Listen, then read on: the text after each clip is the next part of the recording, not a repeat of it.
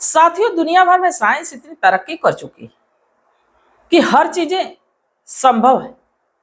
बाकी इंसान अगर जो किसी परेशानी में पड़ जाता है, कोई समस्या से जूझने लगता है, तो डॉक्टरों के पास ना जाके अपनी समस्या को लेकर वो तांत्रिक बाबाओं के पास चला जाता है। और तांत्रिक बाबा के पास वो सोचता है कि अब उसके सारे समस्या का समाधान यही हो जाने वाला है। पर कभी कभी ऐसी वारदातें हो जाती है, ऐसी घटनाएं घट जाती है जो कि रूह कपा देती। आज की भी घटना कुछ ऐसी है। ना सिर्फ दो लोग इस दुनिया को छोड़ के जाते हैं, बल्कि कई जिंदगियां पूरी तरह से तबाह और बर्बाद हो जाती है। तो आज की कहानी क्या है, कहाँ की है, इसको जानने के लिए हमारे साथ वीडियो में अंत तक बने रहिएगा। नमस्कार, मैं सावित्री यादव आप सभी का यूट्यूब मंच पे स्वागत करती हूँ। उम्मीद है हमारे एस के वारदात तक की सारी फैमिली अच्छी होगी, अपना ख्याल रख रही है। आज इस सच्ची कहानी को लेकर मैं आप लोगों के बीच हाजिर हूँ। इसकी शुरुआत करूँ उससे पहले जितने भी हमारे साथी हैं, जितने भी हमारे मित्र हैं, सबसे रोज की तरह यही गुजारिश है, ये रिक्वेस्ट है कि आप लोगों के साथ से, आप लोगों के सपोर्ट से जिस मुहिम की मैंने शुरुआत की उसमें मैं आगे बढ़ पाऊंगी। और जैसे आप लोगों ने इसके वारदात को पहले आशीर्वाद दिया, अपना प्यार दिया, वैसे ही आज भी उम्मीद है। चलिए ज्यादा बात ना करते हुए आज की कहानी की शुरुआत करते हैं। दरअसल मैं बात करें, राजस्थान प्रदेश का एक जिला लगता है उदयपुर, और इसी उदयपुर का एक थाना लगता है गुगुंदा। 16 नवंबर 2022 की दोपहर को एक व्यक्ति इसी गुगुंदा थाने में फोन करता है और कहता है कि दरअसल मैं गुगुंदा के जंगल से बोल रहा हूं, यहाँ 2 शव पड़े हुए। जब ये 100 की बात पुलिस को पता चलती है तो तुरंत एक टीम को पुलिस लेती है और घटना स्थल पे पहुंचती है। जब पहुंचती है तो देखती है कि वाकई वहां 2 शव, 100 में एक महिला का शव रहता है और दूसरा पुरुष का शव रहता है। देखने से पता चल जाता है कि महिला जो होगी 27 से 28 साल की होगी और जो पुरुष है 30 से 32 साल का। बाकी इनकी जो डेड बॉडी थी इस अवस्था में थी कि देखने से पता चल जा रहा था कि जरूर ये लोग एक दूसरे से फिजिकल हो रहे थे, संबंध बना रहे थे, और इसी बीच इनको कोई देखता है और देखने के बाद इनकी हत्या कर देता है। बाकी दोनों की डेड बॉडी एक दूसरे से चिपकी हुई रहती है, यानी भारी मात्रा में उनके ऊपर फेविकोल पड़ा रहता है। अब जब पुलिस ये देखती है तो बड़ी हैरान कि इस सुनसान इलाके में बीचों बीच जंगल में अगर जो ये दोनों आए हैं तो इनके साथ कोई तीसरा जरूर रहा होगा, या अगर जो तीसरा नहीं रहा होगा तो इनका पीछा कर रहा होगा। जैसे ही फिजिकल हो रहे होंगे वैसे ही इन पे वार किया। अब ये तमाम चीजें थी। पुलिस डेड बॉडी को अपने कब्जे में लेती है, पोस्टमार्टम के लिए भेजती। इनकी फोटो जगह जगह थानों में सर्कुलेट करती और अज्ञात अपराधियों के खिलाफ मुकदमा दर्ज करती। वक्त गुजरने लगता है। 17 नवंबर 2022 को एक व्यक्ति थाने में आता है और कहता है कि दरअसल ये जो मरने वाली महिला है वो उसकी पत्नी आरती। जब आरती की बात आती कि वो आरती, तो यहाँ तो महिला की शिनाख्त हो जाती है। बाकी उसके व्यक्ति से पूछा जाता है कि ये जंगल कैसे पहुंची, तो व्यक्ति बताता है कि लगभग 2 सालों से उसकी पत्नी से उसका कोई संपर्क नहीं, कोई संबंध नहीं, क्योंकि उनके बीच में किसी कारणवश अनबन चल रही थी जिससे कि उनका रिश्ता अब टूटने के कगार पे था, जिसको लेके वो किसी तांत्रिक बाबा के पास जाती थी, इतना उसे पता था। बाकी कहीं ना कहीं पति पे संदेह होता है कि पति से हो सके अनबन, और ये उस व्यक्ति के बारे में जान गया हो तो दोनों की हत्या कर दिया। बाकी शक के बिना पे पति को गिरफ्तार किया नहीं जा सकता, उससे पूछताछ होती, उसको छोड़ दिया जाता। कुछ देर के बाद एक महिला भी आती, और जब एक महिला आती तो कहती है कि दरअसल जो मरने वाला व्यक्ति, जो पुरुष है, वो मेरा पति है, जिसका नाम राहुल उर्फ सोनू है। अब वो जब महिला अपने पति की शिनाख्त करती है, बताती है कि वो सरकारी टीचर और कुछ सालों से उन दोनों के बीच बनता नहीं था। जब ये बात पता चलती है पुलिस को तो पुलिस बड़ी हैरान है कि यहाँ जो मरने वाली महिला है उसके पति से उसका बन नहीं रहा था, और जो पुरुष है उसकी पत्नी से उसका बन नहीं रहा था। बाकी इनकी हत्या कौन किया और इनके ऊपर इस तरह से इतने भारी मात्रा में फेविकोल कौन डाला, अब तमाम सवाल थे। पुलिस बड़ी हैरान थी। जब उस बाबा के, तांत्रिक बाबा के बारे में पता किया जाता है तो बताया जाता है कि भालेश कुमार नाम से जो बाबा है, वो एक जगह अपना ठिकाना बना के, अपना साम्राज्य बना के, और लोगों के दुख दर्द को देखता है, लोगों को अब उनके दुखों के समाधान के बारे में बताता है। पुलिस जब उस बाबा तक पहुंचती है, बाबा से पूछताछ होती है, तो बाबा बड़ा सटीक जवाब देता है, कहता है कि हाँ, ये दोनों हमारे पास आते थे, पर मैं नहीं जानता हूं कि इनकी हत्या कौन किया, क्योंकि दोनों अपने अपने, एक तो अपने पत्नी से परेशान था, जो अपनी पत्नी को अपने वश में करना चाहता था, वो मेरे पास बार बार आता था, मैं उसको कुछ टोने टोट के बताता था, कुछ तंत्र मंत्र बताता था। और एक तो जो पत्नी थी, यानी जिसका नाम सोनम रहता है, सोनम, जो कि वो भी आती थी, वो अपने पति से परेशान थी। मैं भी उसके लिए भी तमाम चीजें बताता था। धीरे धीरे वक्त गुजरने लगता है।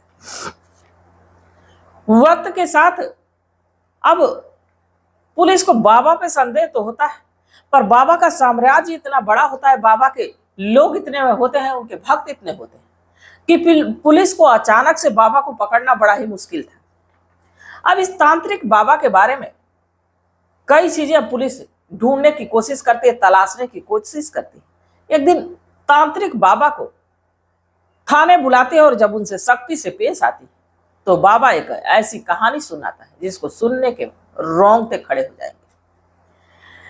दरअसल इस कहानी की शुरुआत लगभग 2 साल पहले से होती है, और ये बाबा को थाने तब बुलाया जाता है।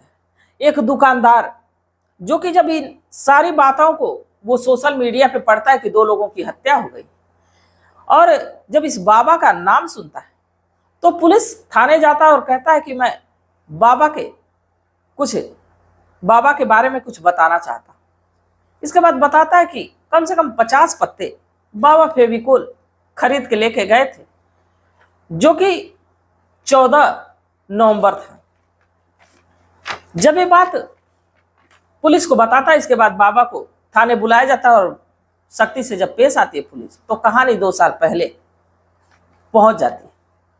दरअसल 2 साल पहले जो राहुल वीना है, वो अपनी पत्नी से छोटी मोटी बातों पे झगड़ा होता था, जिससे तंग होके वो तांत्रिक बाबा के पास पहुंचता है, ताकि उसके रिश्ते मजबूत हो सके, वो अपने पत्नी के साथ अपने परिवार को, अपनी गृहस्थी को बसा सके। वो आ जाता है, बाबा से बातचीत करता है, बाबा कुछ टोने टोट के बताते हैं, कुछ तंत्र मंत्र बताते हैं, कुछ पूजा पाठ करने के लिए बताते हैं।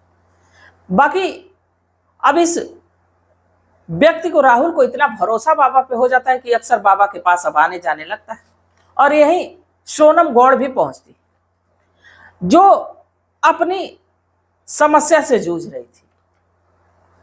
जब वो भी पहुंचती, आरती भी जब पहुंचती है, तो उसे अब बाबा से कहती है कि उसके पति से उसकी पट नहीं रही। अब वो अपनी समस्या बताती है, बाबा अब उसे भी अपनी तंत्र मंत्र, अपनी विद्या बताते करने के लिए टोने टोट के। अब धीरे धीरे वक्त गुजरने लगता है, और लगभग 2 साल का वक्त गुजर जाता है। जो सोनम है, यही मुलाकात अब उसकी राहुल वीना से हो जाती है। और जब राहुल वीना से इसकी मुलाकात हो जाती है, तो दोनों एक दूसरे के अब संपर्क में आते हैं, इनकी दोस्ती होती है, और दोनों एक ही मर्ज की दवा के लिए वहां जाते हैं। एक अपने पति से तंग होके, एक अपनी पत्नी से तंग होके। दोनों की दोस्ती एक दूसरे के दुख सुख को जब बांटने लगते हैं, तो दोस्ती अब यहाँ तक पहुंचती है कि दोनों फिजिकल हो जाते हैं। अक्सर ये दोनों मिलने जुलने लगते हैं। अब बात यहाँ तक पहुंचती है कि वो दोनों, एक तो अपनी पत्नी को तलाक देगा, एक अपनी पति को तलाक देगी, और दोनों इसके बाद दोनों शादी करके अपना जीवन सुखी बिताएंगे। अब जब 2 साल के बाद ये बात जो महिला है, वो तांत्रिक बाबा के सामने रखती है, कहती है कि बाबा, आपके पास आने से कुछ मिला या ना मिला, मेरे समस्या का समाधान तो पक्का मिल गया। मैं बहुत खुश हूं कि मुझे राहुल जैसा होने वाला पति मिलने वाला है। मैं कुछ दिन के बाद राहुल से शादी करने वाली। जब ये बात तांत्रिक बाबा सुनता है, तो बड़ा ही बौखलास आ जाता है, क्योंकि जो महिला होती देखने में बेहद हसीन और खूबसूरत होती है, तांत्रिक बाबा की नजर उस पर लगी रहती है, और सोचता रहता है कि कब इसको मैं अपने आगोश में लूंगा, कब इससे अपने नाजायज ताल्लुकात बनाऊंगा। बाकी वो ऐसा कुछ मौका पा ही नहीं रहा था। जब ये बात सुनता है तो कहता है कि अच्छा तुम एक काम कर लेना, पर इससे पहले कुछ क्रिया है, कुछ तंत्र मंत्र है, उसको करना पड़ेगा। वो तुरंत अपने पास से कुछ ऐसी बबूत निकाल के देता है, कहता है कि उसको खा लो। खाने के बाद जो महिला है तुरंत वहीं मूर्छित हो जाती है, बेहोश हो जाती है। जो तांत्रिक बाबा उसे निर्वस्त्र करता है, बाकी हल्की फुल्की उसकी आदत थी, इस चीज का विरोध करती और विरोध करते हुए वहां से भागती और भाग के सीधे वो अपने प्रेमी राहुल के पास पहुंचती और तांत्रिक बाबा के बारे में सारी चीजें बता देती कि तांत्रिक बाबा उससे कैसे जबरदस्ती करने की कोशिश कर रहा था, कैसे उसे निर्वस्त्र कर रहा था। अब जब भाई ये बात राहुल सुनता है तो राहुल तुरंत उस महिला को लेकर बाबा तांत्रिक के पास पहुंचता है। और जब बाबा तांत्रिक के पास पहुंचता है तो कहता है कि ऐसा है कि मैं तुम्हारी करतूत लोगों के सामने लाऊंगा और बताऊंगा कि तुम यहाँ झाड़ फूंक नहीं करते हो बल्कि महिलाओं का शोषण करते। जब भालेश कुमार को यह बात पता चली तो ना सिर्फ डरता है बल्कि वो सोचता है कि हमारा साम्राज्य देखते ही देखते एक महिला के चक्कर में, एक पुरुष के चक्कर में बर्बाद हो जाएगा। अब यहाँ गिरगिट जैसे रंग बदलता है और कहता है कि दरअसल मैं तुमसे माफी मांग रहा हूं, मुझसे गलती हो गई। आज के बाद मैं ऐसा कुछ नहीं करूंगा, और तो और मैं ऐसा तंत्र मंत्र का प्रयोग करूंगा कि तुम लोगों का रिश्ता इतना मजबूत हो जाएगा कि कभी टूटेगा ही नहीं। बाकी इसके लिए तुम्हें कुछ तंत्र मंत्र का प्रयोग करना पड़ेगा, कुछ साधना करनी पड़ेगी। अब इस पे राहुल कहता है कि ठीक है। महिला भी तैयार होती है। इसके बाद वो कहता है कि ये काम एकांतवास में होगा, जहां की कोई आए जाए ना। अब इसके बाद ये जंगल का इलाका चुनते हैं। जंगल में बाबा कहता है कि तुम लोग पहुंच जाना, मैं वहां पहुंचा रहा हूं। राहुल और वो महिला जब पहुंचते हैं तो पता चलता है तांत्रिक बाबा पहले से ही अपना पूजा पाठ का सामग्री साला फैला के बैठा हुआ है। और जब ये लोग पहुंचते हैं तो पहुंचने के बाद अब जो बाबा है कहता है कि इस क्रिया को करने के लिए पहले तो तुम्हें निर्वस्त्र होना पड़ेगा, इसके बाद तुम्हें फिजिकल होना पड़ेगा। मैं ऐसी तंत्र मंत्र का प्रयोग करूंगा, ऐसी मैं साधना करूंगा जिससे कि तुम्हारा रिश्ता मजबूत हो जाएगा और कभी टूटेगा ही नहीं। दोनों बाबा के कहे अनुसार जैसे जैसे बाबा कहता है वैसे वैसे वो लोग करने लगते हैं। अपने कपड़े को उतारते हैं। इसके बाद दोनों एक दूसरे के बीच, एक दूसरे के साथ इतना लिप्त हो जाते हैं। और जैसे ही दोनों एक दूसरे में खो जाते हैं, उन्हें ये नहीं पता चलता कि जो सामने बैठा हुआ बाबा उन्हें देख रहा है। वो ऐसा सोचते ही नहीं, बस एक दूसरे में खोए रहते। अब धीरे धीरे कुछ समय गुजरता है। इसके बाद जो बाबा है जब देखता है कि दोनों एक दूसरे के साथ पूरी तरह से लिप्त है, वो उठता है अपने स्थान से और उनके ऊपर जाके बोतल में फेविकोल रखा रहता है, पूरी बोतल की फेविकोल उनके ऊपर उड़ेलता है। और इसके बाद एक धारदार हथियार से जब वो चिपक जाते हैं, छूटते नहीं है, तो गोदने लगता है। और जब तक गोदता है कि जब तक ये मर नहीं जाते। मरने के बाद बाबा सारी सामग्री को समेटता है और वहां से चला जाता है। जब ये सारी बात पुलिस के सामने बाबा रखता है तो पुलिस वाले भी हैरान कि एक तांत्रिक बाबा ऐसे कैसे कर सकता है। फिलहाल में तो तांत्रिक बाबा को जेल के सलाखों के पीछे डाल दिया गया। अब कानून तय करेगा कि इनको कौन सी सजा मिलेगी। पर इस कहानी को सुनाने का मेरा उद्देश्य नहीं था कि किसी की भावनाओं को ठेस पहुंचाया जाए, किसी को आहत किया जाए, बल्कि बस इसलिए कि लोगों को जागरूक किया जाए, लोगों को सचेत किया जाए। तो इस घटनाक्रम पे आप लोग क्या सोचते हैं? आप लोगों की सलाह क्या, आप लोगों की राय क्या है? अपनी राय कमेंट सेक्शन में जरूर बताइएगा, क्योंकि आपके मशवरे का हमें बेसब्री से इंतजार रहता है। और अगर जो इस कहानी की बात की जाए तो बड़ी अजीब थी। अजीब इसलिए थी कि लोग अपनी समस्या को खुद सुलझाने के बजाय, अगर जो हमारे रिश्ते कमजोर हो रहे हैं, हमारे रिश्ते बन नहीं पा रहे हैं, जिसका कारण सिर्फ और सिर्फ हम ही, तो कोई तीसरा कैसे उसको सुलझा सकता है? तो किसी तीसरे को बताने के बजाय, किसी तीसरे से समझने के बजाय खुद समझने की अगर जो कोशिश की जाए तो रिश्ता